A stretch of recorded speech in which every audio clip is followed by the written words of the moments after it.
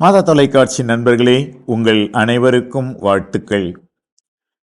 வெற்றி நமதே என்ற இந்த தொடரிலே வெற்றியோடு வாழ்வதற்கும் வாழ்வில் பல்வேறு காரியங்களை சாதித்து சாதனையாளர்களாக நாம் வாழ்வதற்கும் இன்று உங்களுக்கு முன்னால் இதோ 2 பழமொழிகளை உங்கள் சிந்தனைக்கு வைக்கிறேன். நாம் எல்லாரும் அறிந்த இந்த பழமொழிகள்: விளையும் பயிர் முளையிலே தெரியும், முதல் கோணல் முற்றும் கோணல். இந்த 2 பழமொழிகளும் சேர்ந்து வெற்றி வாழ்வுக்கான என்ன ஒரு அழகான கருத்தை நமக்கு சொல்லுகின்றன என்று நீங்கள் ஏற்கனவே அறிந்திருப்பீர்கள்.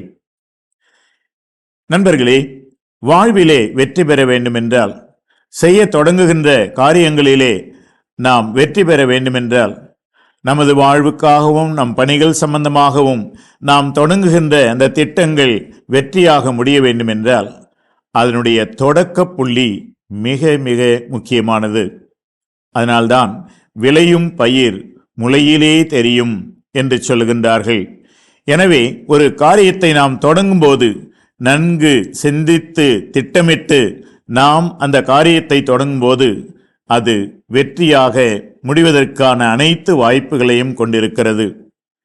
அதே சமயம் ஒரு செயலை, ஒரு திட்டத்தை, ஒரு பணியை நாம் தொடங்குகின்ற போது அதை பற்றி சரிவர யோசிக்காமல், திட்டமிடாமல், ஏனோ தானோ என்று ஒரு வேலையை நாம் தொடங்கினால் அந்த வேலை வெற்றியோடு முடிவதில்லை என்பது நாமே அனுபவித்த ஒரு உண்மை.